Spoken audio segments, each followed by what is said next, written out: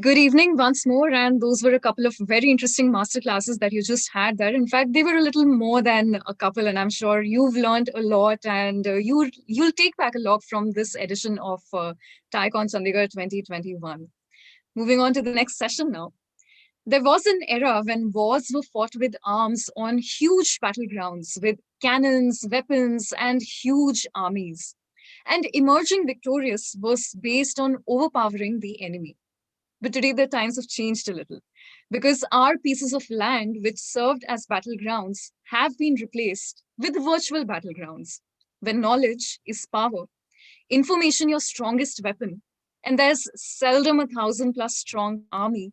Rather, a lone wolf can win on his own by moving at a faster pace as compared to the opponent, all because he has access to information. Welcome to Agility Through the Information Advantage. And if you're attending this, let me tell you, you're in for a treat because our next guest is an exceptional scholar. He has deep expertise in India, and you can best identify with him because of his passion for helping leaders in India make progress. I asked him about this. I asked him what drove him to India. And he gave me a very interesting answer. He said that I find leaders in India are very smart. And they also love to argue as opposed to many other countries where people just want to sit back and listen. And that creates a conducive environment for learning because questioning is the ultimate way that you can learn. And how did he get connected with India? Well, it's because of his colleague, the famous strategist C.K. Prahalad. We must thank him for bringing Dr. Wayne Brockbank here. And his connection with our country is quite strong because in all these years, he has had over 136 visits to India, where he has trained and advised many senior Indian business leaders. Let me also give you a did you know kind of fact about him. Appreciative of his work and greatly impressed by it, the government has issued a postal stamp in his honor. I think that's enough on my side and from my part. Dr. Wayne Brockbank, the audience is waiting to listen to you and to hear from you. So the dais is all yours.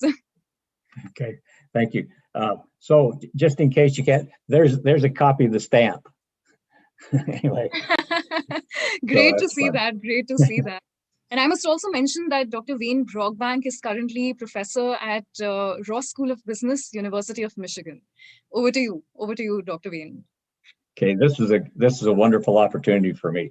As was indicated, I've had, if I were in person, this would be my 136th trip to India. It's been one of the great blessings and privileges of my career, of my entire professional life, to have spent so much time in India. Sometimes I will say, well, India kind of feels like my second home. And my wife would say, well, the amount of time you spend there, it's almost like your first home. So we have to have those discussions. So anyway, I'm delighted to be with you today. I'm going to try to address a topic that I hope you will find to be valuable and interesting.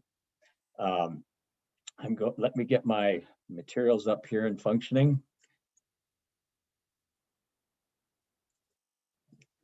And here we go.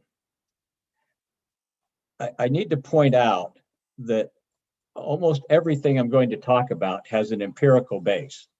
I'm not going to go through the data that I've analyzed, but at the University of Michigan, we have the largest, at the University of Michigan, where I'm on the faculty, we have the largest database in the world on organization and human resource specialists, both as HR professionals, but also we have a significant number of line managers in our database. So, so when we talk about information as an advantage, there's a couple of reasons why that's an important topic. Obviously, in today's world, let me go through this. I'm going to run out of time. In today's world, we're faced by the COVID-19 problems that have broken up the traditional patterns of interaction. It's created economic chaos, and this will pass. I mean, you know, we will eventually have new ways of doing work, but the outcome that work still is trying to create is how do you design, develop, manufacture or provide and market the best products and services beyond the competition. So the business formula is still the same. How the work gets done, that will be slightly different now. But one thing, the context in which all of this occurs is, as you all know, there's nothing new here. We're in the information age. And in fact, there's a lot of, depending on what consultant you're talking to, there's all different ways of framing it.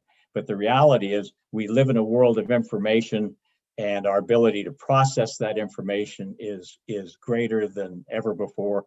And the speed at which all of this is happening is unprecedented.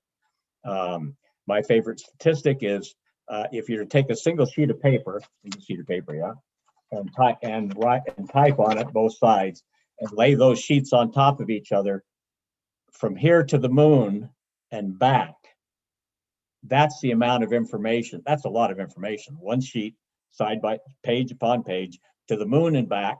That's how much information will be available by the year 2025. Oh, I should say, to the moon and back, 68,000 trips. That's how much information is. It's just massive. And now we're developing algorithms in the form of artificial intelligence, machine learning, big data analytics. We're developing all the stuff that enable us to leverage that information for a competitive advantage. And that's all happening at a speed that's unprecedented. For a while, we thought the speed of information, as stated in Moore's law, was going to slow down as the speed of information that's available doubles every 18 months. And we thought it was going to slow down because of the physical limits of atoms. But as we move into a world of quantum computing, then that magnifies and opens up a whole new range of speed. So we live in an information age. And so I have had the opportunity of visiting with some of the leading companies and individual thinkers about information over the last 3 or 4 years. And you can see this on the slide, BlackRock, Bloomberg, Boston Analytics, Bridgewater, Facebook, Google, Goldman Sachs, Infosys, JP Morgan, Novartis, McKinsey, Microsoft, anyway, so on and so forth. Peter Thiel at PayPal, MS Christian, my colleague at the University of Michigan, is a leading thinker, both in information systems, but also how that applies in India. Spotify, State Street, Tata, all across all the Tata groups of companies, Tencent, Unilever, including HUL. So I've had the opportunity of trying to understand the basic logic that companies are using to frame their HR strategy and to use HR as a competitive advantage. And I was surprised by what I found. And in that process of working with these companies, I was also able to identify where the strengths and weaknesses are, where the areas of opportunity are in the world of leveraging information as a competitive advantage. So here's what we learned with the team I was working with in taking all of this information. And by the way, I should point out also the largest database in the world says that leveraging information is a primary mechanism that has greater impact on customers and investors than anything else that an organization can do. So we took the empirical data and we took the quantitative analytics we were able to gather through all of these companies and individuals, and came up with this framework that just makes sense. This was primarily derived from our analytics, from our big data analytics. We have over 100,000 people in our database, including what we think is the largest database in India. At least we haven't found any that's larger. And in that process of analyzing this data, we found that there were 3 categories of information through which organizations create value. And these are pretty, I'm almost embarrassed. These are so obvious, except that companies don't do it. So let's talk about these for just a minute. And then I'll give you the theory and the concept, and then I'll give you some examples of each stage. So the first is what information we acquire. Obviously, companies have to acquire the right information.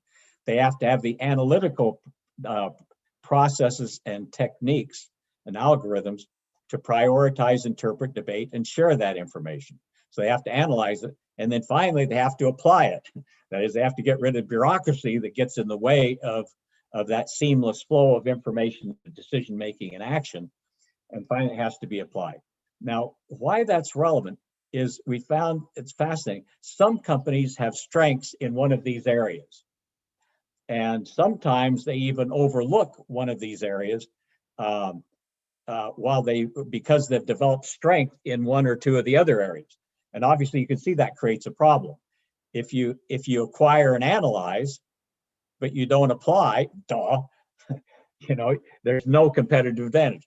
On the other hand, if you acquire and apply, but you haven't analyzed the information accurately, then the whole equation goes to zero. This is all a multiplicative relationship. And finally, if you analyze and apply with great deal of efficiency and effectiveness, but you haven't acquired the right information, obviously it falls apart. So this is a multiplicative relationship. And the problem is that a lot of companies focus on one aspect of these and overlook the other. And we found that even in some of the best managed companies, that there's areas of strengths and areas of weakness. And as a result, their whole equation gets sub-optimized. So now, as we begin into this, I'm going to focus on one aspect of this framework. And that is, if you were to look at the subcategories here, I'm going to require we have accessing, importing. Under analyzing, you have to before you start analyzing, part of the analysis is prioritizing, then quantitatively and qualitatively interpreting, having heavy debates. Once we prioritize interpreted data, then we have to debate about what this information means. We've got these conclusions, but what does it mean for us? And how do we get under the underlying meaning structure of the information we've prioritized and interpreted? So debating is a key issue. And finally, then how do we share? How do we make sure that information is shared so that the information whole throughout the organization is greater than the sum of the parts? So how do we make sure it gets shared so it's fully utilized and leveraged throughout the organization? And finally, how do we apply? How do we make sure that it's applied in decision-making and then translated decision-making into action? And sometimes there's a gap between decisions that are made and actions that are taken. And we've got a huge amount of data to support that there is that gap. So the question is, of those steps, those sub-steps, which do you think is the weakest? As we went through these companies, these individuals, we asked, so which of these subcategories do you think is where the greatest opportunity for improvement is? That is, where the weakness is and where, if it were improved, would result in the greatest impact. And it was very interesting. The one that seemed to come out is the area of debate. People were gathering information. They were even able to prioritize, and they were able to quantitatively interpret, but then to debate what it meant, what are we going to do with it? It was the debate where at least the companies were falling apart. So what I'd like to do is go through each of these categories and give one example of some companies that are doing some great stuff in this area. Let's start with explore. And my favorite exploring example is Disney. Everybody's heard of the Disney company. It's a great company. Years ago, not too awfully long ago, they developed something called the wristbands. And that's an example of my granddaughter's wristband that she acquired recently on a trip to Disney World. So, and how that works is they can embed now keep in mind, the concept here is we're trying to explore. How do you connect with the underlying requirements, the deep meaning and requirements and needs of your customers? And this is how Disney does it. This is one thing that Disney does. So they have these wristbands, and in those wristbands that every person that stays at Disney hotel that then go into the park will have. And in that wristband, they embed a bunch of information: your room number, your name, your address, your if you're an adult, you can have your credit card information embedded here, so you don't have to pay. Just swipe your credit card if you want to buy something. But also, so here, 2 years ago, before COVID hit, I took my family, including my granddaughter, to a Disney theme park. So she's wearing this, and it was I should point out, her name is Victoria, and it was her 7th birthday. Okay, so and this was her birthday, and her favorite character throughout all of Disney is Elsa from the movie Frozen. So she was just so excited to see Elsa. She for weeks she thought, I'm going to get to meet Elsa. I'm going to get to meet Elsa. I'm going to be so excited. So we waited in line forever, and finally it was Victoria's turn to see Elsa.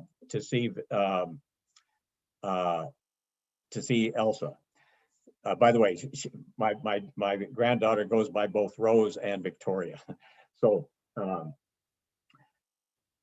as it was now her turn to see Elsa, and she approached Elsa. When she got within about 10 feet of Elsa had an electronic device in her ear.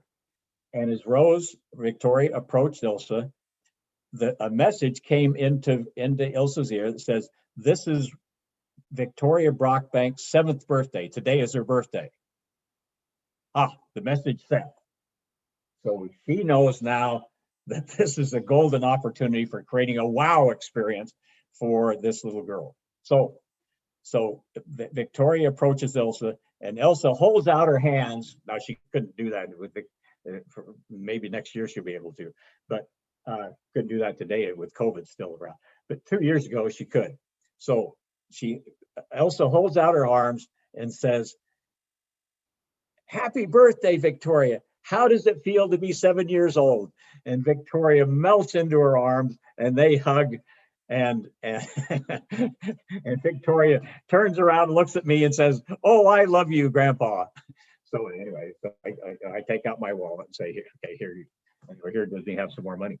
So the point is that's how Disney continually and seamlessly and virtually connects customer data into a need-fulfilling action that Disney employees can take. It's brilliant. It's a brilliant concept to link the mindset of the employees with the mindset of the guests, in this case, my granddaughter.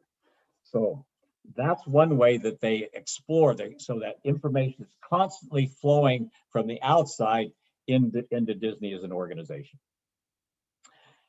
Let me just give you a quick example of sharing.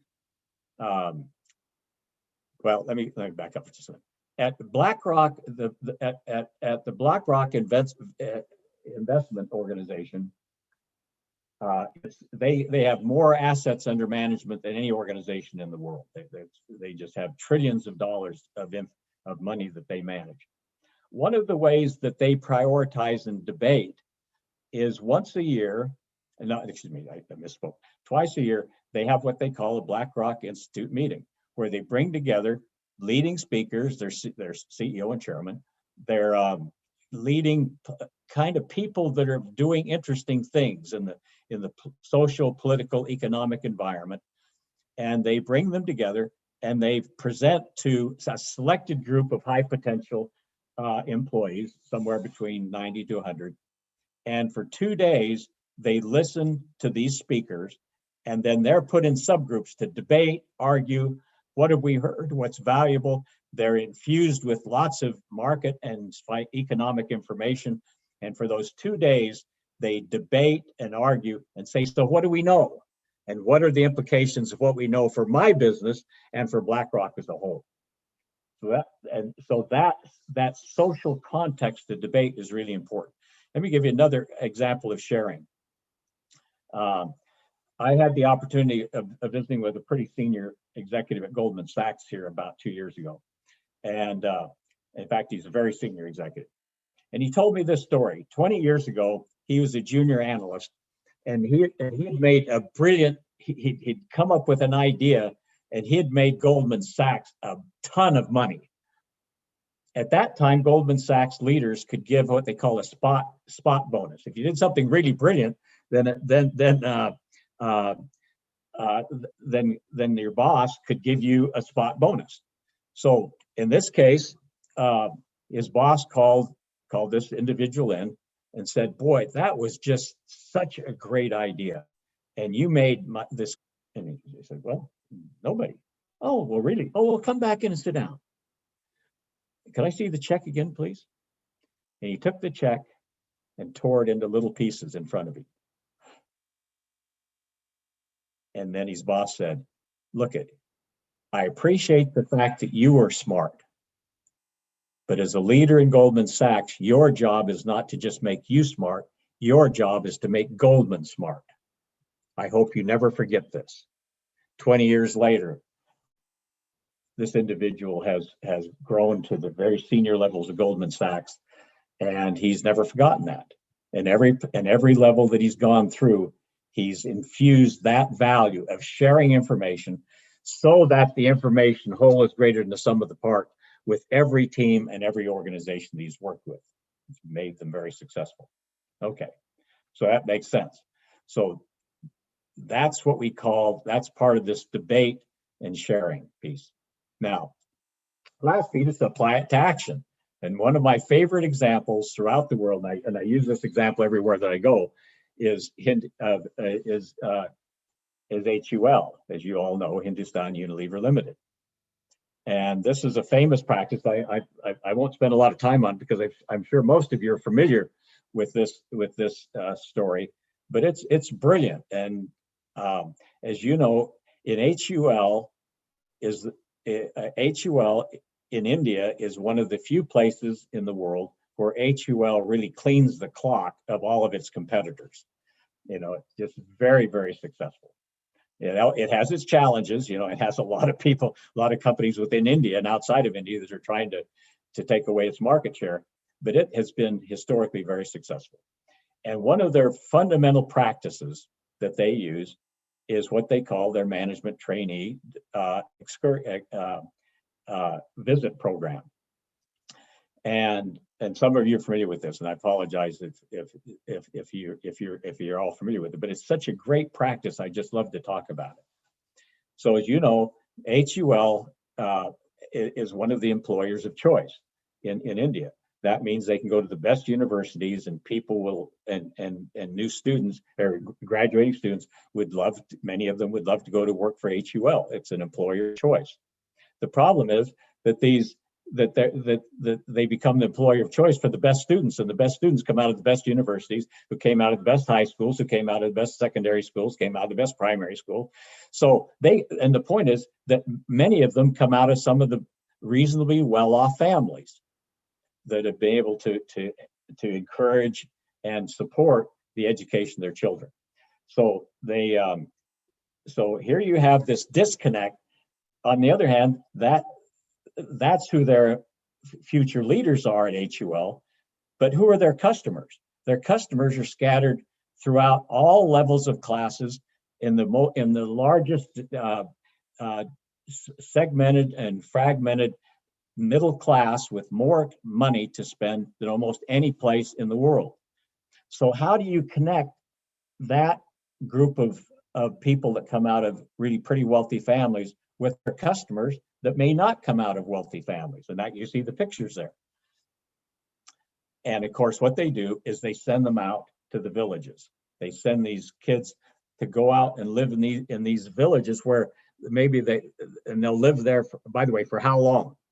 How long do they spend these kids? Do they ask these kids to go out and spend time in a village, living in a hut with a dirt floor in a place they've never associated with in their entire lives? How long do they expect them to do that? Well, it depends a little bit on the class and the time that's available, but the last I heard is between 3 to 6 months. And during that time, they come to not just know their customers, not just intellectually, but they connect with the hearts and the minds and the hearts of their customers. They work with these villages to improve the quality of life, doing different kinds of projects to improve these these these villagers with whom they live. And then they take that information back, and that stays with them for the rest of their lives. And then and so they take it back. It's with them for the rest of their lives, but also as soon as they go back, they debate, they argue, and they translate then that deep understanding of their customers based upon this information that they gather through this experience in new products, new services that are applied to improving the quality of life for their customers. So HUL is a great example of so many things. So hopefully you see that there's a multiplicative relationship. You have to focus on all three. You have to acquire, analyze, and apply. But the area where we see the greatest weakness, at least based upon our empirical data, is in the area of debating and sharing. The example of HUL is they acquire that information, they analyze it, and they apply it. And that helps them to be such an effective organization. So I wish you the very best. Good luck and Godspeed. This is a great time to be in business in India. Their challenges are there, but the world is going to unfold, and you'll have the great opportunity to continue to improve the quality of life of your employees and for your customers throughout India, and also reaching out through the rest of the world. So good luck and Godspeed to all of you.